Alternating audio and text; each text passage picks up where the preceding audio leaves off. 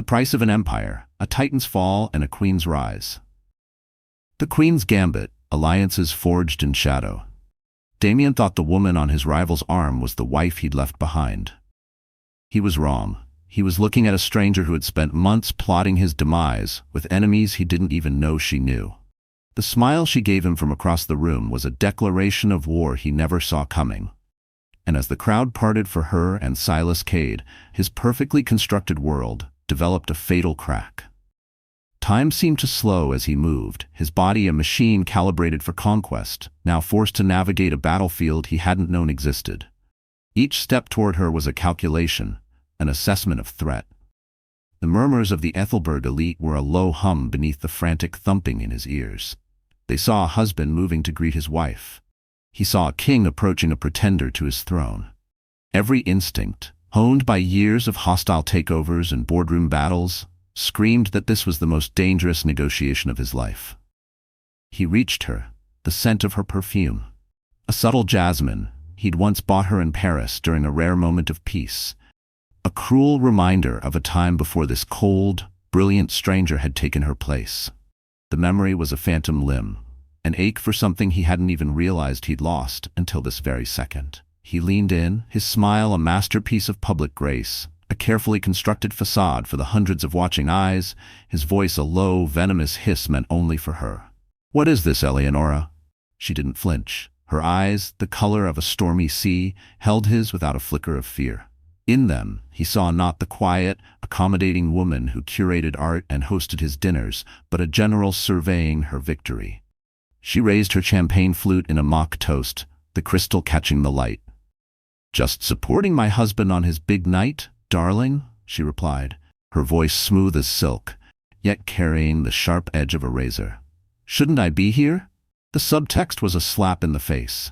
"I know everything. I am exactly where I intend to be." The public confrontation was a masterstroke of psychological warfare.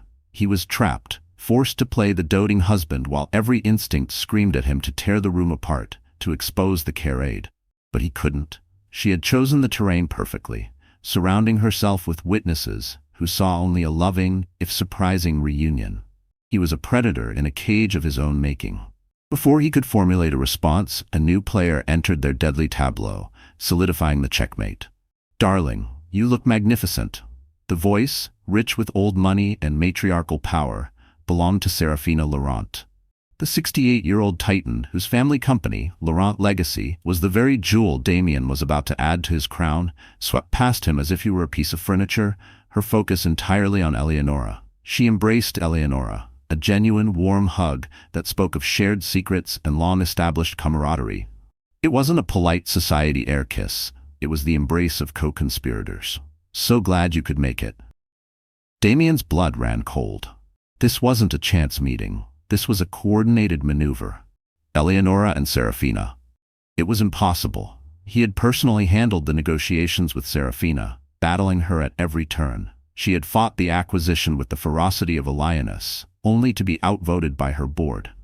He had dismissed her as a relic, a sentimental old woman clinging to the past, a final obstacle to be overcome. He had patronized her, placated her, and ultimately ignored her. What a fool he had been. Now, seeing her with Eleonora, he understood. He hadn't been negotiating with a relic. He had been dancing with a phantom, while the real power broker, his own wife, pulled the strings from the shadows. The secret alliance was now on public display, a stunning checkmate he hadn't even known he was in danger of. The whispers in the room would be starting now. The power dynamics of Ethelberg were shifting right before his eyes, and he was on the losing side. The paranoia began to coil in his gut, a venomous serpent. If Eleonora had orchestrated this, who else was involved? The SEC investigation. It couldn't be a coincidence.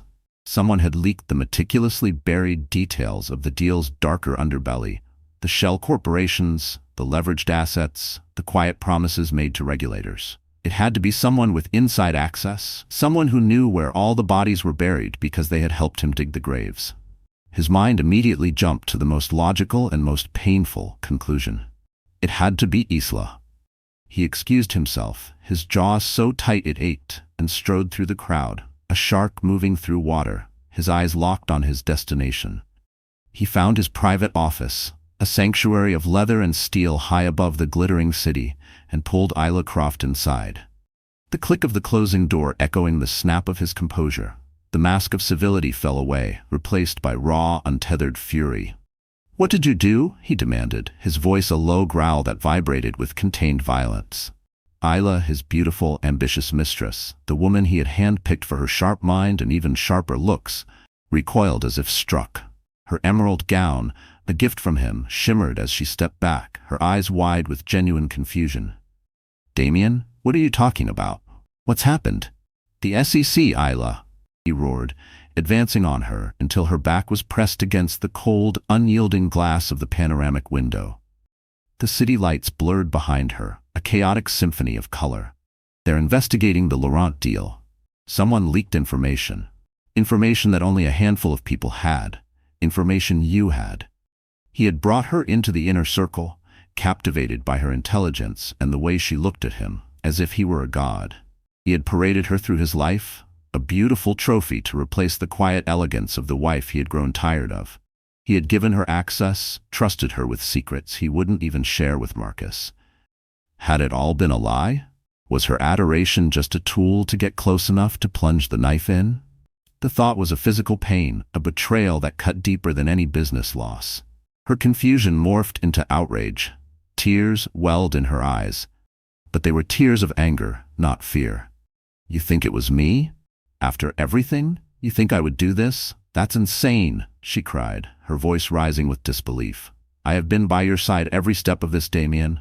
I've worked tirelessly for this deal, for us." The last two words were a desperate plea, a reminder of the future he had promised her. "Exactly," he sneered, the cruelty in his own voice surprising him. "You've been by my side in meetings you had no business attending, looking at documents you had no reason to see, because I wanted you there." He studied her face, a prosecutor searching for a confession. He wanted to see guilt, to confirm his suspicion, because the alternative, that the betrayal came from somewhere else, somewhere deeper, was too terrifying to contemplate. But he found nothing but wounded fury. Her expression hardened, the tears vanishing, replaced by a cold, sharp clarity that startled him. "You know what your problem is, Damian? You are so obsessed with the idea of betrayal that you can't recognize loyalty when it's staring you in the face. You build walls and expect people to be grateful for the prison. You see enemies everywhere except for the ones who are smiling at you right now, drinking your champagne." She shoved him, a surprisingly strong movement that forced him back a step. Her shoulder brushed his with disdain as she moved toward the door. "I gave up everything for a seat at your table, and the first sign of trouble, you accuse me of setting the fire. You're a coward." At the door, she paused, her hand on the knob, and delivered her parting shot, her voice dripping with contempt. "And for the record, instead of accusing the one person who has been unequivocally on your side, maybe you should be asking yourself who else might have a reason to see you fall. You've made a lot of enemies, Damian. Perhaps one of them was sleeping in your bed long before I was." The door closed with a soft click, leaving Damian alone in the suffocating silence of his office. Her words echoed in his mind, planting a new, more insidious seed of doubt. Who else might have a reason to see you fall? If not Isla, then who? The list was terrifyingly long. He walked to the floor-to-ceiling window, the glittering expanse of Ethelberg spread beneath him like a kingdom he had conquered. Or so he thought. Now it felt like a cage, and the walls were closing in. His phone buzzed on the desk, an insistent, jarring sound, an anonymous message from an unknown number. He hesitated, a sense of dread washing over him. This was another move in the game, he knew it. With a deep breath, he opened it, his heart hammering against his ribs. It was a single, high-resolution photograph. The image was crystalline, taken with a long lens, capturing a moment of unguarded intimacy. Eleonora and Silas Cade. They were sitting at an outdoor table at a discreet, sun-drenched cafe in a part of the city he never frequented. Eleonora was laughing, her head tilted back, a genuine, unrestrained joy on her face that he hadn't seen in a decade. It was the laugh she used to have when they first met, before his ambition had consumed them both. Silas was watching her, his expression one of deep, undisguised admiration. It wasn't the look of a business associate. It was intimate. It was damning. A timestamp in the corner of the image read, 2 weeks ago. While he thought she was visiting her sister in Boston, mending from their latest argument, she was here, in Ethelberg, meeting with his greatest enemy. He stared, his mind refusing to process what his eyes were seeing. Eleonora and Silas. It was impossible. They moved in different circles, despised each other on principle. He had made sure of that, fanning the flames of their rivalry for years. Unless their animosity was just another performance in this grand, elaborate play. A convenient fiction to keep him blind and complacent. Then he saw the text message attached to the photo. 3 simple, devastating words that confirmed the conspiracy and sealed his fate. The game is set. The phone felt like a block of ice in his hand, the cold seeping into his bones. The SEC investigation, Eleonora's convenient trip out of town, her sudden appearance on the arm of his rival, Serafina Laurent's public embrace. It was all connected. A web woven with meticulous precision, and he was the fly caught helplessly in its center. The paranoia was no longer a suspicion. It was a suffocating certainty. This wasn't just a business problem or a marital spat. This was a coordinated attack, an execution planned in the shadows by the very people he had underestimated, dismissed, and wronged. And the architect of it all was his wife. The quiet, graceful woman he had treated as little more than a beautiful piece of art to adorn his home. That piece of art had just revealed itself to be a weapon of unimaginable destruction. Staring at the photo on his phone, the image of his wife and his rival laughing together, burning into his mind, Damian finally understood. This wasn't just a surprise visit, it was a meticulously planned assault. And as this horrifying realization dawned, another figure from his past approached him as he stepped back into the glittering chaos of the gala, his face a perfect mask of composure. He saw a man with a look of grave concern, a man Damian always trusted, but perhaps he was now beginning to understand he shouldn't have. At the height of his power, Damian Thorne was publicly executed, not with a weapon, but with a microphone and a perfectly timed announcement that turned his triumph into his eulogy. Staring at the photo on his phone, the image of his wife and his rival laughing together burning into his mind, Damian finally understood. This wasn't just a surprise visit, it was a meticulously planned assault. As he stepped back into the glittering chaos of the gala, his face once again a perfect mask of composure, he saw a figure from his past approaching him with a look of grave concern. It was Judge Alistair Finch, a man who had sat on his father-in-law's board, a man Damian always trusted, a man who had been like a father to him after his own had passed. But as their eyes met, Damian was now beginning to understand that in this new, treacherous world, trust was a luxury he could no longer afford. The judge, his face a roadmap of weary disappointment, placed a hand on Damian's shoulder. His grip was surprisingly firm, a silent anchor in the swirling sea of smiling sharks. "Damian," he said, his voice low and gravelly, barely audible over the string quartet. "A word of advice, from someone who knew your father-in-law Theodore very well." Damian forced a nod, his throat tight. "Of course, Alistair.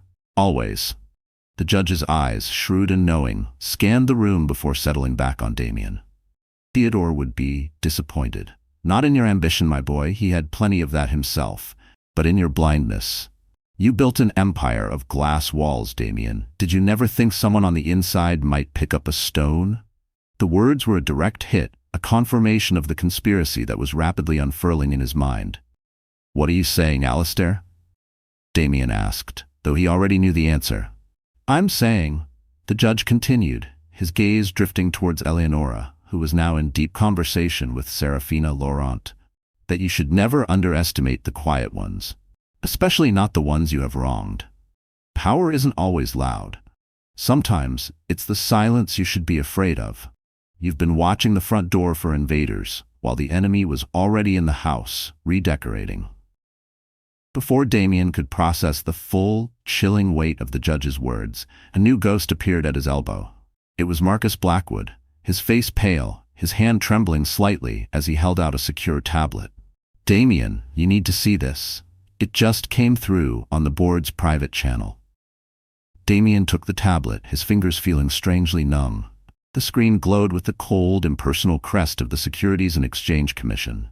It was an official directive, a freeze order. The language was dense, legalistic, but the meaning was brutally clear. Pending an investigation into alleged securities fraud, market manipulation, and undisclosed third-party agreements, all transactions related to the acquisition of Laurent Legacy by Thorne Global are hereby frozen effective immediately.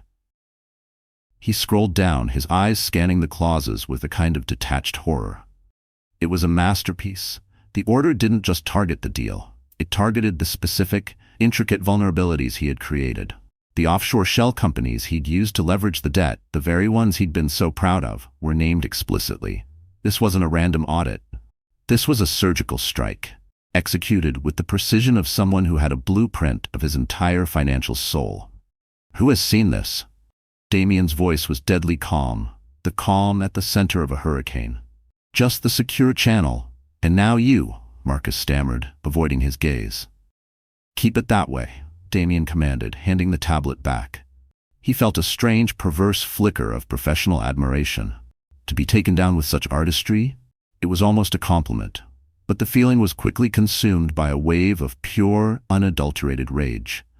The trap was real, and it was closing. As if on cue, the gentle tapping of a spoon against a crystal glass silenced the room. All heads turned to the stage, where Serafina Laurent now stood at the podium, a vision of silver-haired elegance and steely resolve. At the height of his power, Damian Thorne was publicly executed, not with a weapon, but with a microphone and a perfectly timed announcement that turned his triumph into his eulogy. "Good evening, everyone," Serafina began, her voice resonating with an authority that commanded attention. "Tonight, we celebrate not just charity, but the future of business in Ethelberg. We celebrate the joining of two great companies, Laurent Legacy and Thorne Global." She paused, her eyes finding Damian in the crowd. She smiled, a predator's smile, an endeavor made possible by the relentless drive and unparalleled vision of Damian Thorne. A polite, slightly confused applause rippled through the room. The words were complimentary, but her tone was laced with something else, something sharp. "My father," she continued, "built Laurent Legacy on a single principle, that a company's true value is not measured in its stock price, but in its integrity, its soul. In this modern era of aggressive growth, it is easy to lose sight of that soul." Her gaze lingered on Damian for a fraction of a second too long. "That is why, as we move forward into this new chapter, we must take steps to safeguard that soul, to ensure that the principles of my father's legacy are not just preserved, but strengthened." Damian felt a knot tighten in his stomach. He knew where this was going. "Therefore, I am overjoyed to announce the formation of the Laurent Thorne Ethics Foundation," Serafina declared. "An independent body dedicated to promoting transparency, accountability, and ethical conduct, not just within our new enterprise, but across the entire financial industry." Another, more enthusiastic round of applause. She let it swell before continuing. "An initiative of this importance requires a leader of unimpeachable character, not someone who embodies the very values we seek to champion. And I can think of no one more suited to that role than Eleonora Vance." The room erupted. The applause was deafening, the camera flashes blinding. Damian stood frozen, a statue in a bespoke suit, as his wife, the woman he had dismissed and ignored for a decade, ascended the stage to stand beside Serafina. Eleonora looked directly at him, her expression a perfect blend of graceful humility and absolute triumph. This was her moment, her coronation and his dethroning. But the execution was not yet complete. Serafina raised a hand, silencing the crowd once more. She placed an arm around Eleonora's shoulders. "With Eleonora guiding our moral compass, the board has unanimously agreed that this new era requires a new approach to leadership. While Damian Thorne has built an impressive organization, the demands of this transition have been immense." She looked out at the crowd, her face a mask of solemn concern. "To that end, and to allow him a well-deserved respite, Damian will be stepping into a senior advisory role, effective tomorrow morning. The day-to-day operations of the combined entity will be overseen by a transition committee, headed by the esteemed Judge Alistair Finch." It was a kill shot. Stripped of his title, his power, his authority, all in the space of 30 seconds, in front of the very people whose fear and respect he had cultivated for 15 years. He felt hundreds of pairs of eyes on him, their gazes a mixture of shock, pity, and for his many rivals, barely concealed glee. He was no longer the king. He was the court jester, the main attraction in a public spectacle of his own making. With a supreme effort of will, he managed a small, tight knot of acknowledgement, as if this had all been part of his grand plan. But inside, his world had been reduced to rubble. He had to get out. He turned, moving through the crowd that now parted for him with a new, different kind of deference, the kind reserved for the dead. He made it to the private elevator, his sanctuary, his escape pod. As the doors slid open, he saw a figure already inside, waiting. Silas Cade. "Going somewhere, Thorne?" Silas asked, his voice neutral. But his eyes danced with an energy Damian couldn't quite decipher. It wasn't triumph, it was something more complex. "Just getting some air," Damian replied stiffly, stepping inside. He just wanted the doors to close, to be alone. As the elevator began its silent ascent, Silas turned to face him directly. "That was quite the performance. Serafina has a flair for the dramatic, doesn't she?" Damian's controls snapped. "Spare me the commentary, Cade. Enjoy the show." "You clearly helped produce it." Silas shrugged, unperturbed. "She didn't want it to happen this way, he said quietly. "The public part, that was Serafina's touch. Eleonora is more precise. But I thought you should know the full board. You weren't just undone by your wife, you were undone by your history." "What the hell is that supposed to mean?" Damian snarled. Silas leaned against the polished wall of the elevator, a picture of effortless calm. "You think your problem was Isla Croft, your ambitious mistress? Your problem was that you never asked why she was so ambitious, why she was so eager to get close to the heart of Thorne Global." He paused, letting the silence stretch, savoring the moment. "You should know who you were sleeping with," Silas said, his voice dropping to a conspiratorial whisper. "Her real name isn't Isla Croft." He let that hang in the air for a beat. "It's Isla Vance." The name hit Damian with the force of a physical blow. Vance. It couldn't be. "Theodore Vance's long-lost niece," Silas continued, delivering the final, devastating twist. "From his estranged half-sister, your cousin by marriage. You took her family's company, Damian. You took her legacy when you pushed Theodore out. Did you really think she was just there for the money and the view?" The elevator doors opened onto the deserted rooftop garden, the cold night air rushing in. Damian stumbled out, his mind reeling, his entire relationship with Isla a lie, another weapon in the vast arsenal aligned against him. He was surrounded by ghosts, the ghost of Theodore Vance, the man he'd betrayed, and now the ghost of a family he never knew he had, a family that'd come back to claim its revenge. He had been so focused on conquering the future that he had been completely blindsided by his past. The elevator doors began to close, sealing his fate. As they did, Silas delivered his final words, a parting shot that would haunt him in the days to come. "You might want to check what files she's been accessing for the last 6 months, particularly those related to Theodore's original ownership stake in the company you now call yours. Poetic justice, isn't it?" The doors shut, leaving Damian alone on the rooftop, the cold Ethelberg wind whipping around him. He had been outplayed on every front. But as he stood on the precipice of his ruined empire, he realized with a chilling certainty that the game wasn't over. He had just been demoted from king to pawn, and a new, far more dangerous threat was emerging from the shadows. One that would force him to cooperate with the very people who had just orchestrated his spectacular destruction. Reeling from the revelation of his mistress's true identity, Damian's world is about to be shattered completely by a ghost from his past. To save the empire he had just lost, Damian Thorne had to trust the woman who took it from him. But their common enemy was a man they both thought long buried.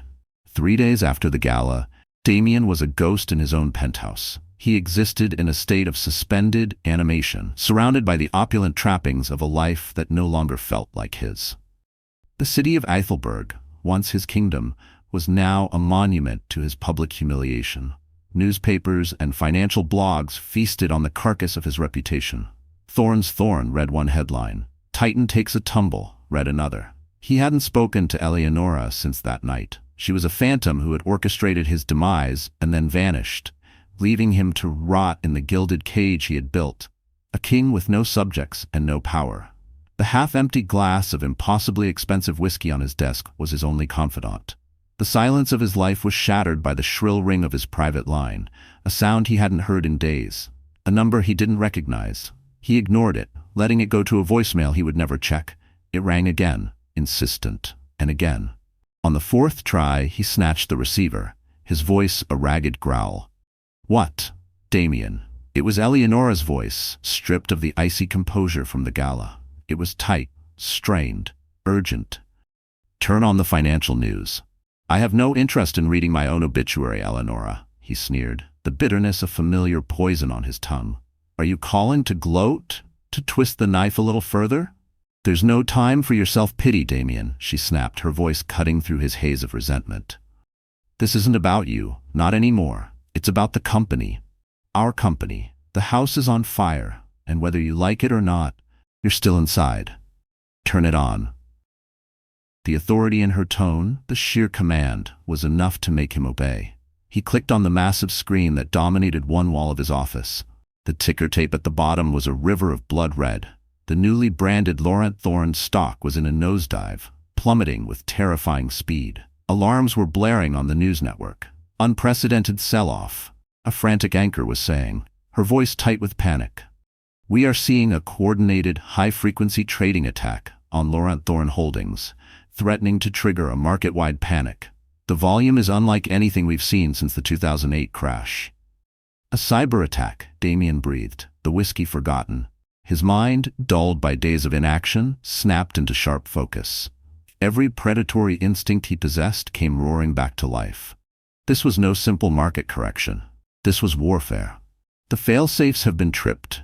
Eleonora's voice crackled over the phone, the sound of chaos faintly audible in the background. "But they're being bypassed.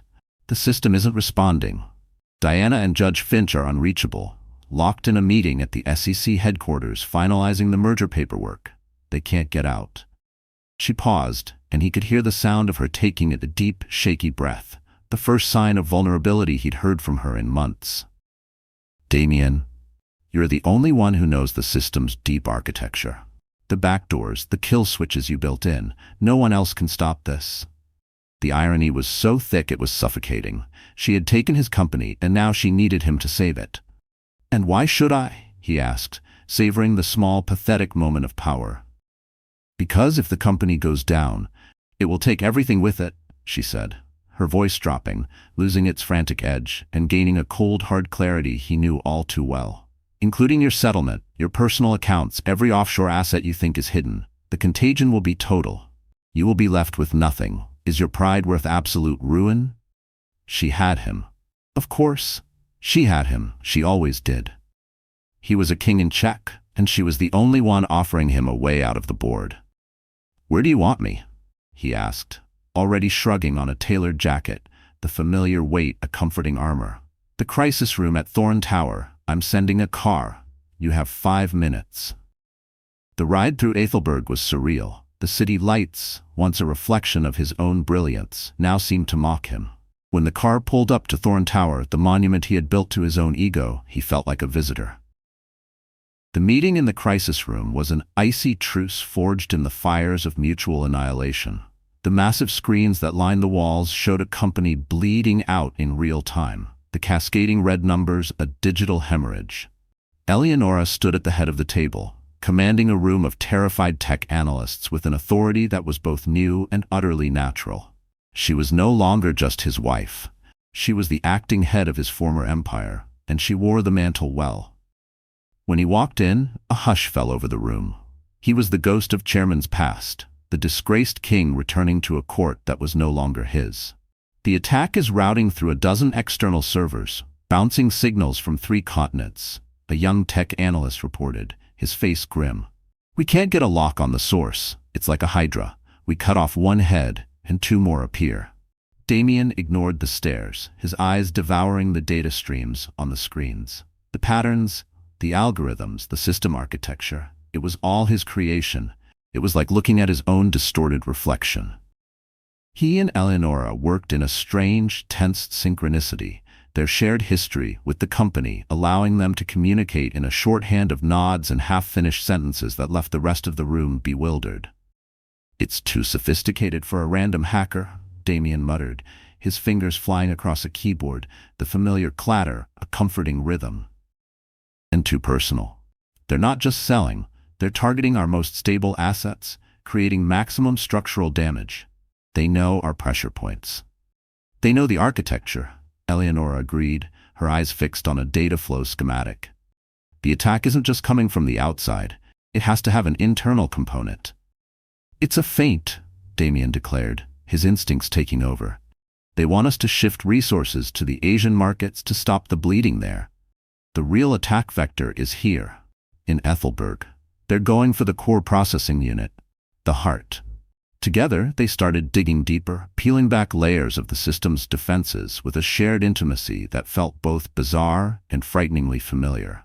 They traced the attack's origin, following the digital breadcrumbs through a dizzying maze of rerouted signals. As Damian had suspected, it wasn't an external hacker. The attack was a diversion.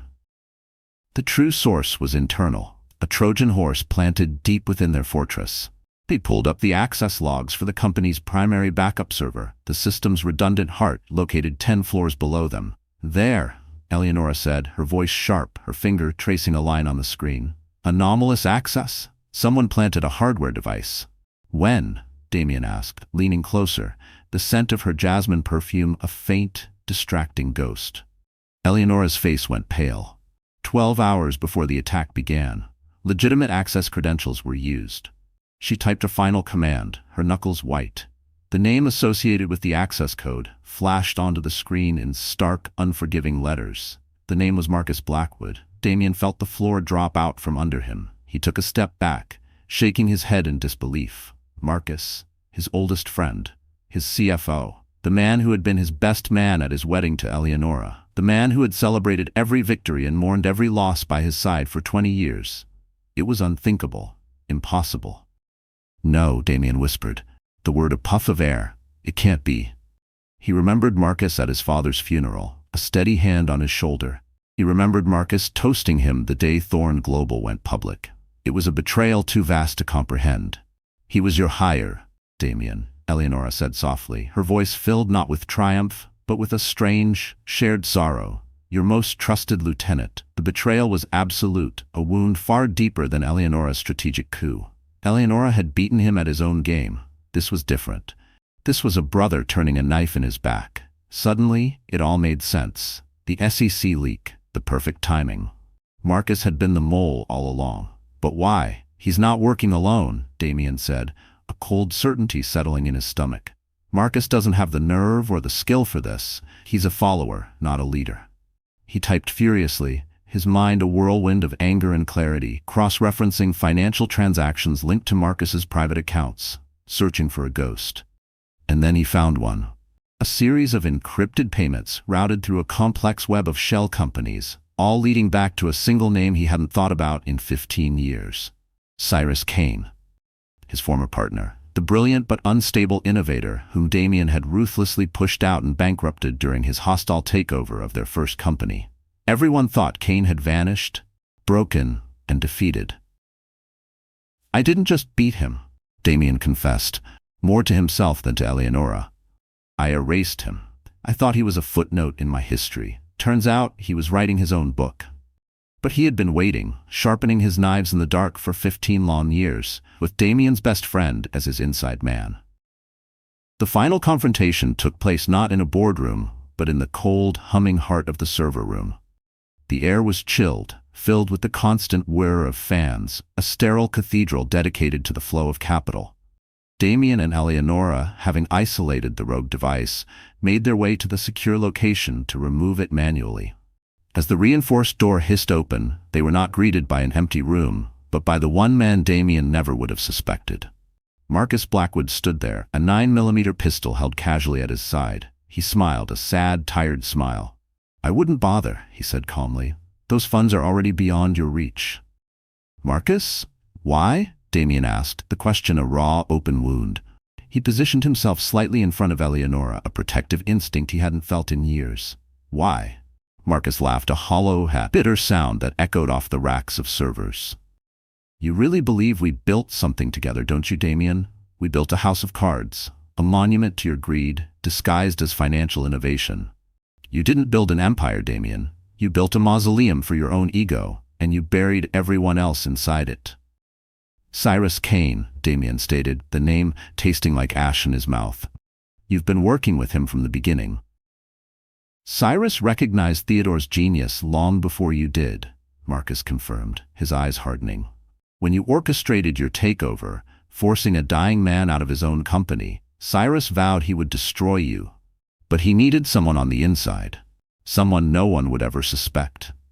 And you volunteered, Eleonora said, her voice tight with a mixture of anger and disbelief. Marcus's expression softened slightly as he looked at her, a flicker of genuine regret in his eyes. I'm truly sorry, Eleonora. You were never supposed to be collateral damage. In my own way, I was trying to protect what was left of your father's legacy. By helping dismantle it? She challenged, her voice ringing with indignation.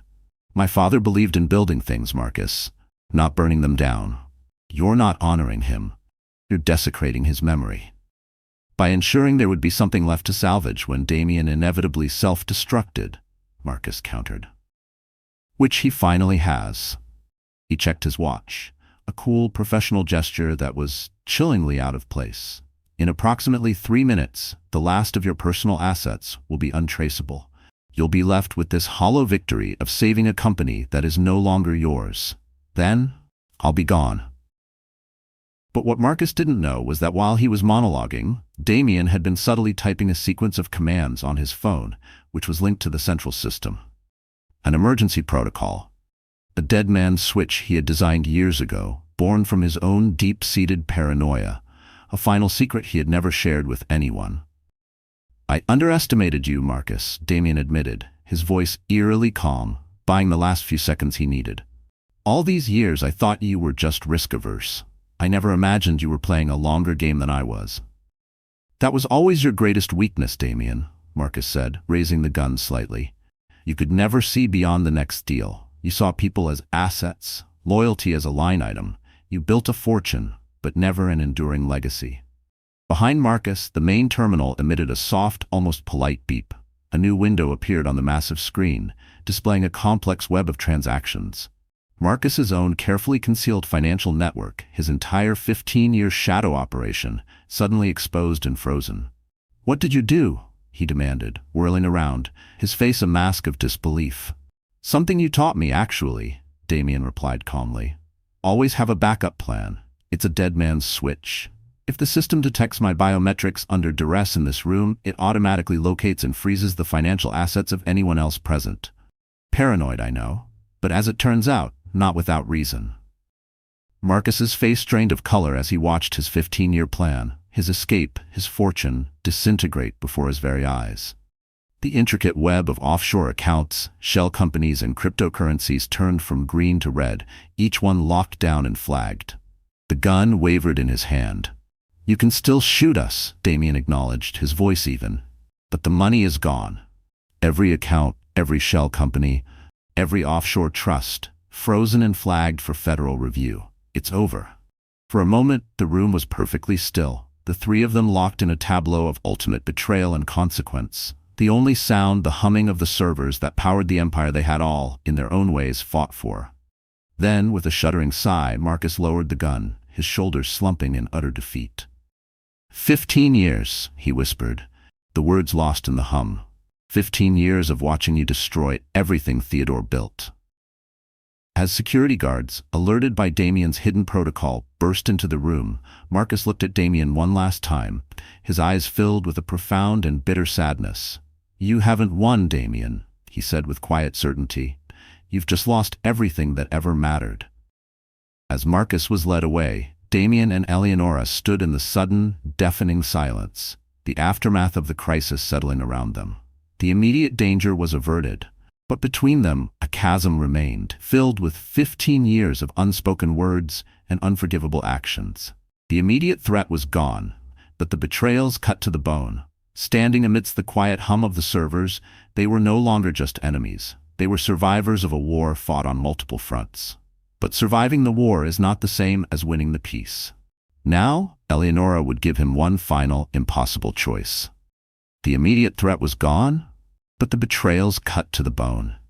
Standing amidst the quiet hum of the servers that powered the empire they had both fought to control, Damian and Eleonora were no longer just enemies. They were survivors of a war fought on multiple fronts. But surviving the war is not the same as winning the peace. Now, in the sudden, echoing silence, Eleonora would give him one final, impossible choice, one that would define whatever remained of his life. She looked at him, her eyes not filled with triumph, but with a weary clarity. "It's not over, Damian," she said, her voice steady despite the adrenaline still coursing through their veins. "The company is stable, for now. But you are a liability. A ghost that will haunt every press release and every shareholder meeting." She gestured to the folder containing his settlement, the one he had been forced to sign in what felt like another lifetime, just days ago. "This deal gives you your freedom and a fraction of your wealth, but it comes with a condition." "My condition." She looked at him, her gaze unwavering. 3 months. There's a cabin my father owned on Lake Superior. It's remote, isolated. No internet, no cell service, no contact with this world. You will go there, and you will stay there. You will trade your bespoke suits for flannel and your stock tickers for sunsets. You will confront the man you've become, without the noise of the empire you built to distract you. "A sabbatical? An exile?" he asked, a bitter laugh escaping his lips. "A reckoning," she corrected him, her voice sharp. "At the end of 3 months, you can return to Ethelberg. If you've changed, if you've even begun to understand the wreckage you've caused, then perhaps there's a conversation to be had about a future role. A severely limited one. If you haven't." She let the sentence hang in the air, the threat unspoken but absolute. He knew what it meant. She would leak the rest of the information, the evidence that would not just ruin him, but imprison him. Stripped of his wealth and power, the most valuable asset Damian Thorne had left was a journal written by the man he destroyed. Its pages would either save him or finish the job. He took the deal. What choice did he have?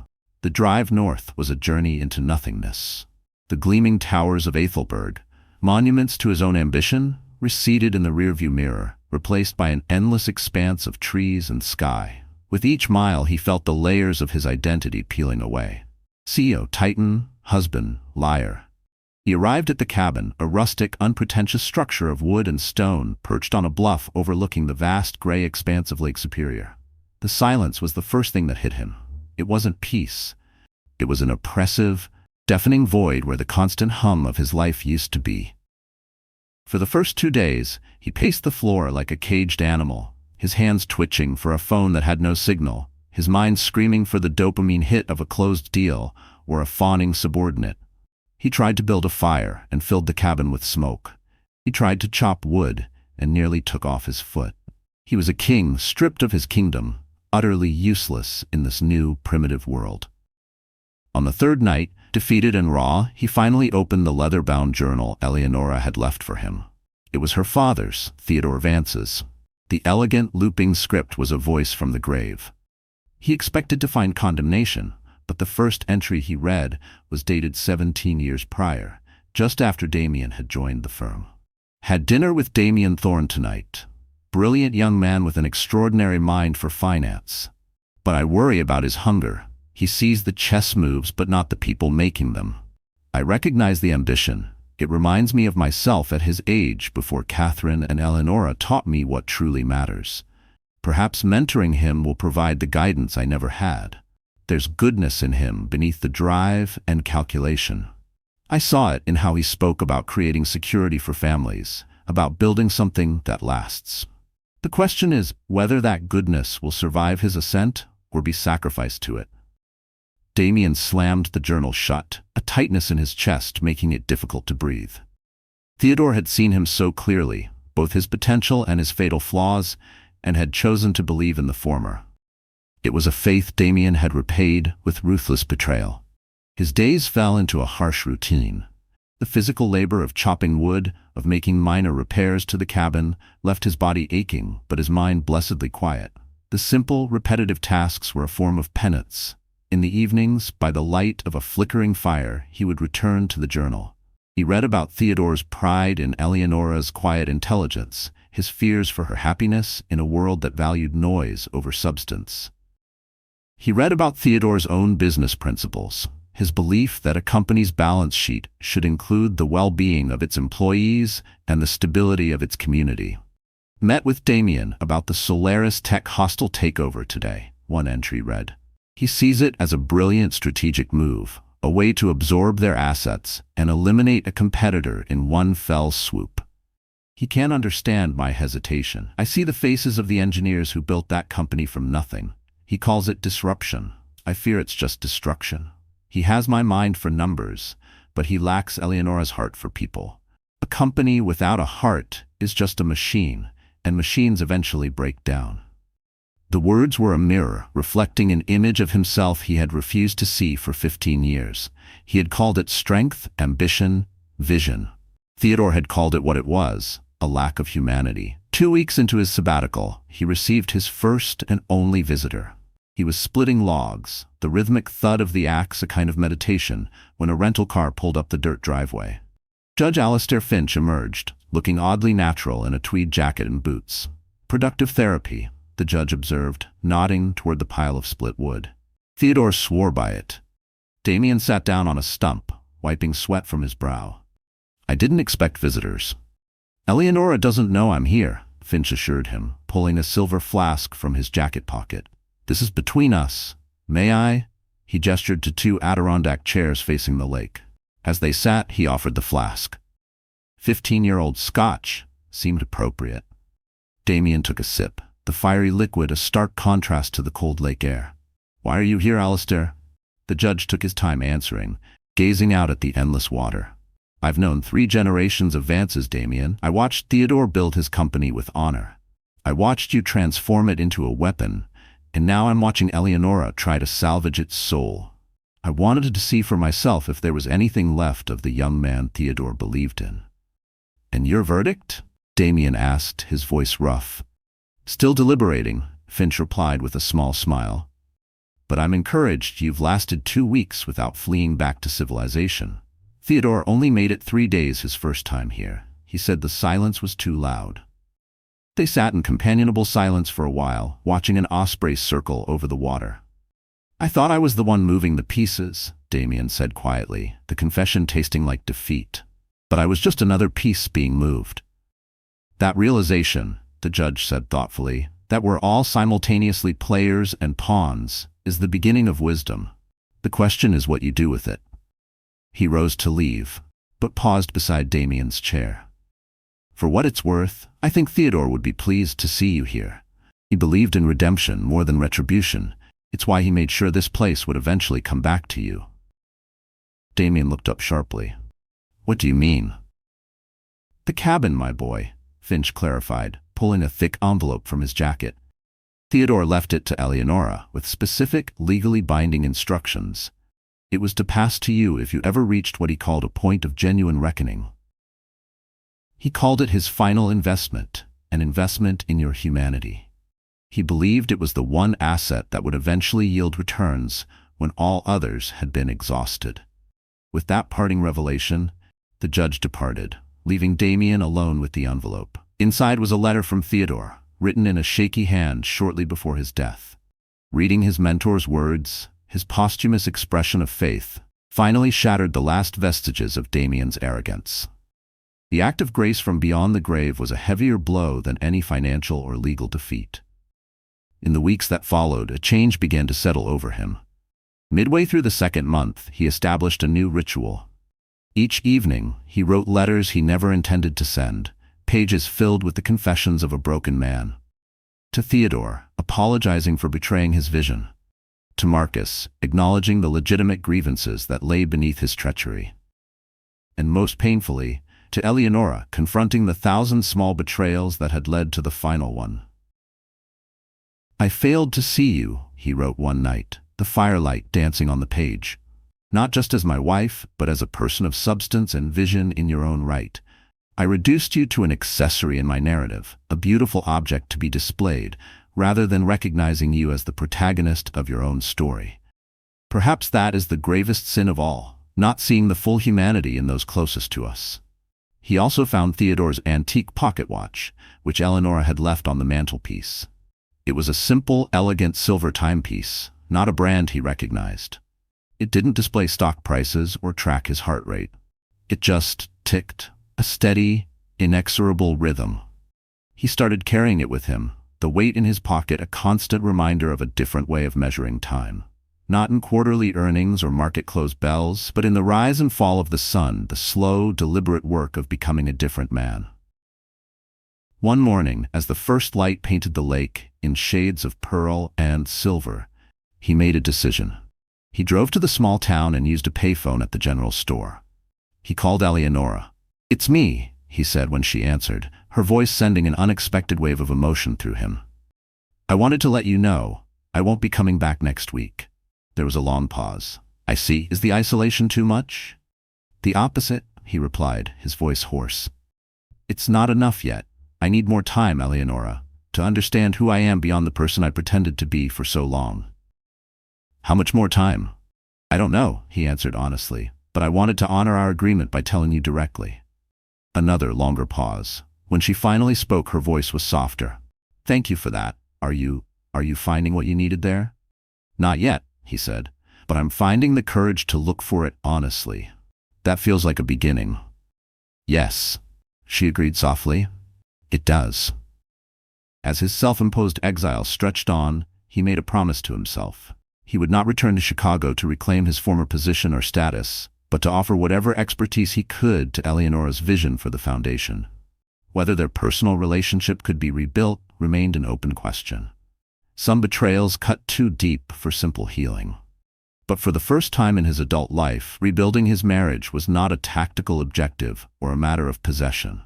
It was a hope born of genuine respect and remorse. That evening, as a storm raged over the lake, he wrote one final letter to Eleonora. This one he would send. "Juliet," he began, using her given name for the first time in years.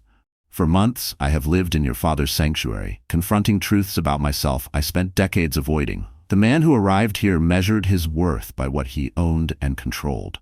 The man writing to you now understands how empty those metrics truly are.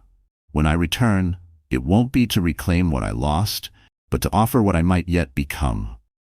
I don't know if there's a path forward for us, but I want you to know that whatever happens, I finally see you clearly.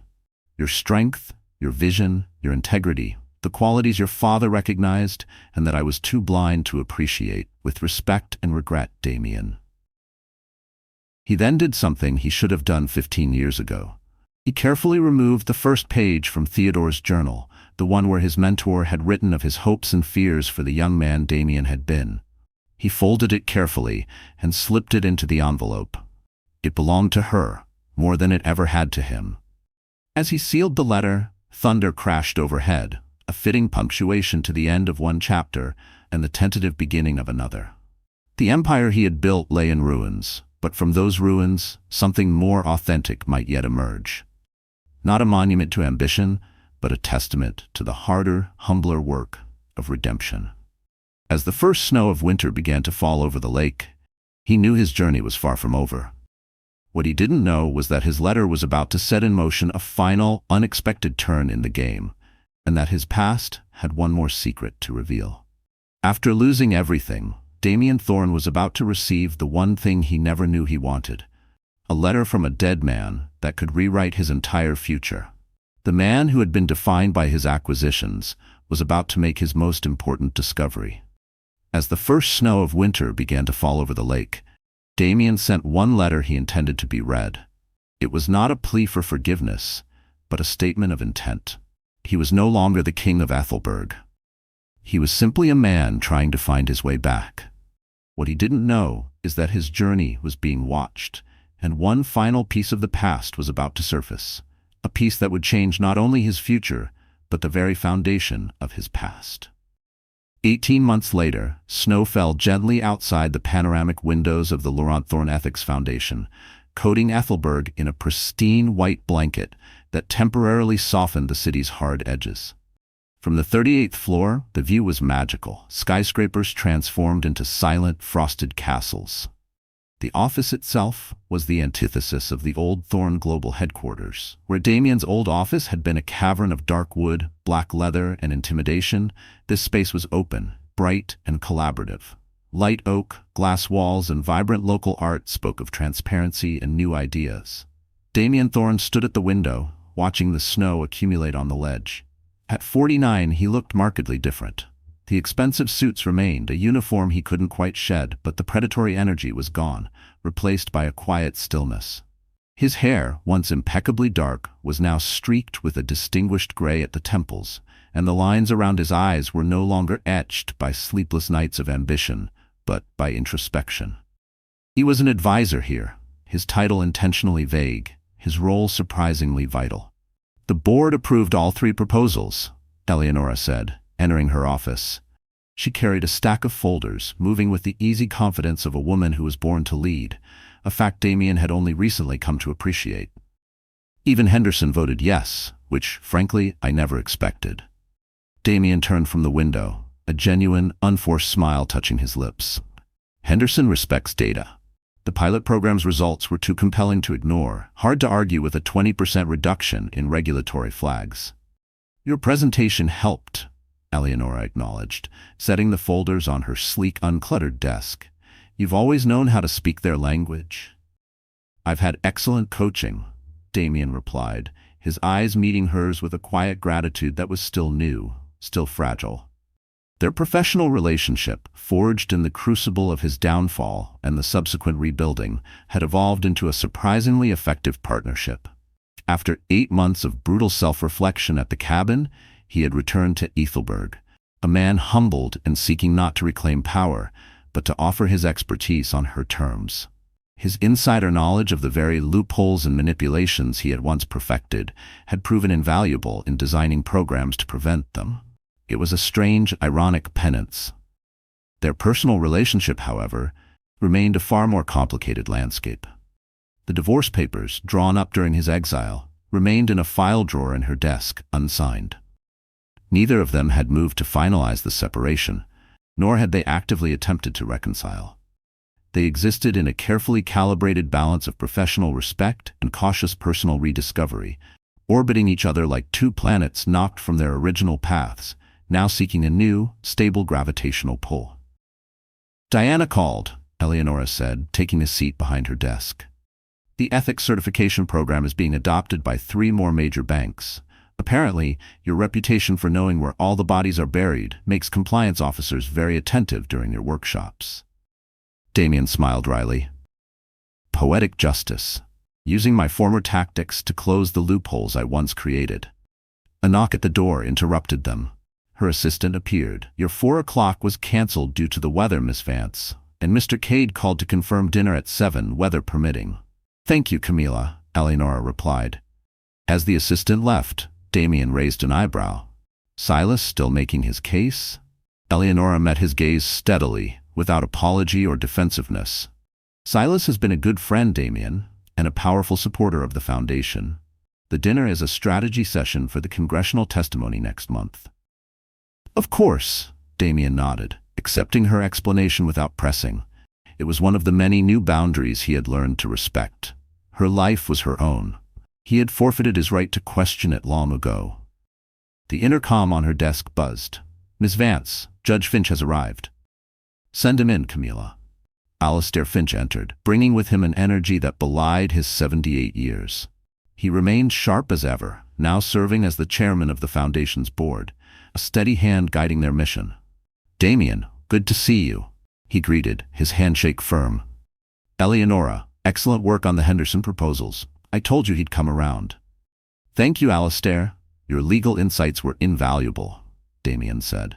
Finch settled into a chair, his shrewd eyes moving between the 2 of them. There was a strange energy about him today, a weight behind his usual jovial demeanor. "I've just come from a fascinating lunch," he began, "with our old friend, Marcus Blackwood." The name dropped into the quiet office like a stone. Damian's expression tightened. "Marcus is out. Released last week," Finch explained. "Reduced sentence for his full cooperation. He reached out and asked to see me. Said it was important." "What did he want?" Eleonora asked, her voice quiet. "To make amends in his own way," Finch replied. He provided information about several offshore structures Cyrus Kane had set up that even the federal investigators hadn't uncovered. A final house cleaning. He paused, reaching into his briefcase. "And he asked me to give you this, Damian." He handed over a thick, sealed envelope, yellowed with age. Damian took it cautiously, turning it over in his hands. It felt heavy, freighted with history. "He said it was something he should have given you 16 years ago," Finch added, his voice soft. "When Theodora first became ill." With a sense of foreboding, Damian broke the seal. Inside were 2 documents. The first was a shorter note, the handwriting familiar but shakier than he remembered. It was from Marcus. "Damian, Eleonora. There are no words to undo what I did. I thought I was protecting Theodore's legacy from what I saw as your reckless ambition, Damian. I was wrong. I was a coward who hid his own jealousy behind a mask of loyalty. I made a judgment call I had no right to make. This enclosed letter, it belonged to both of you 16 years ago. What you do with it now is up to you. For what it's worth, I am sorry. Marcus." Damian's hand trembled slightly as he unfolded the second, much older letter. The handwriting was unmistakable. It was Theodore Vance's. The elegant, forceful script of a man who built empires with his mind and his word. It was dated just weeks before his death, from the period when Damian had been finalizing his ruthless, hostile takeover.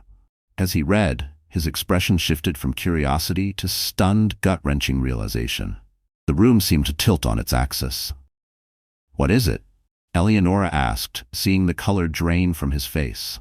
Wordlessly, he passed the letter to her. He watched her face as she read, her composure slowly crumbling, her eyes glistening with unshed tears as she took in her father's lost words. The letter was not one of condemnation. It was one of hope. Theodore wrote of his illness, his fears for the future of his company, but most of all, his fears for his daughter. He praised Damian's fire, his unmatched financial mind, but he feared it was untempered. His true wish, the legacy he had envisioned, was laid bare on the page. He never wanted Damian to push him out. He wanted to make Damian his successor, but not alone. He wanted Damian and Eleonora to run the company as equal partners. He saw them as 2 halves of a whole.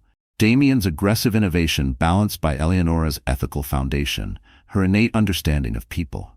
Together, he wrote, they would be unstoppable. They would build something that was not only profitable, but meaningful. An enduring legacy. "Marcus kept this from you?" Eleonora finally whispered, looking up, her eyes swimming with the ghost of a different past. "From both of us," Damian confirmed, his voice thick with emotion.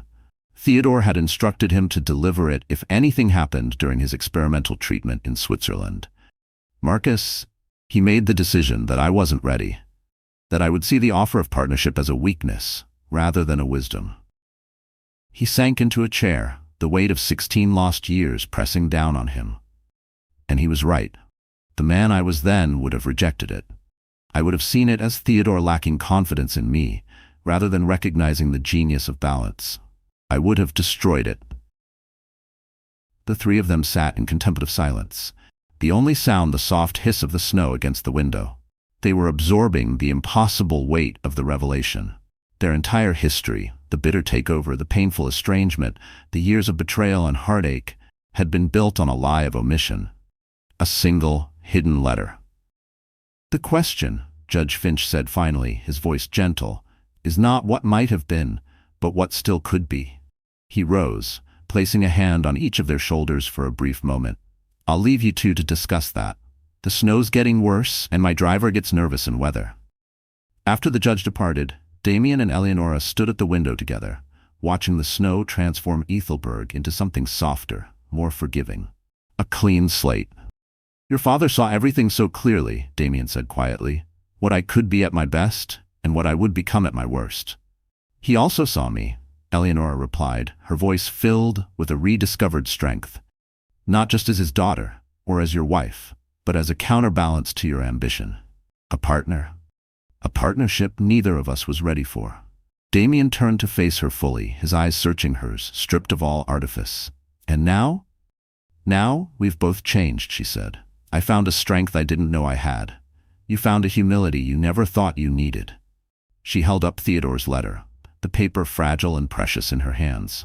"Perhaps this is why Marcus chose this moment to share it. Not to rewrite the past, but to suggest a possible future." "What kind of future do you see, Eleonora?" Damian asked, the question encompassing far more than their professional relationship. It held the weight of their entire history and the faint, flickering hope of something new. She considered her answer carefully, her gaze lost in the falling snow. I see one where we honor what your ambition built and what my principles protected, where neither of us stands in the other's shadow, but side by side. Equal partners, Damian said softly, the words feeling like both a prayer and a promise. He was finally echoing Theodore's true vision. In whatever capacity we decide, Eleonora agreed, leaving the specific nature of that partnership undefined. It was a door neither closed nor fully opened, but existing for the first time as a genuine, tangible possibility. On her desk, unseen by either of them, lay the unsigned divorce papers, a relic of a past that suddenly felt a lifetime away. Beside them lay Theodore's letter, a blueprint for a future that had been hidden, waiting for them to be ready to build it. Damian knew his journey was not over.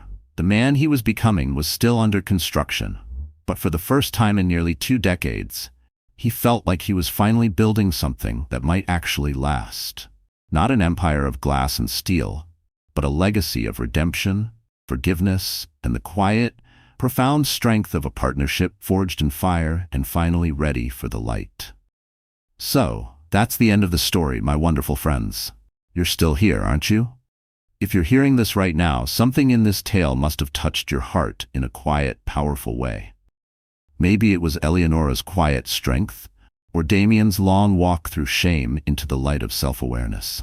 Whatever it was, I want to invite you to take one moment with me, to breathe in what it all meant. You see, life often humbles us in ways we never expected.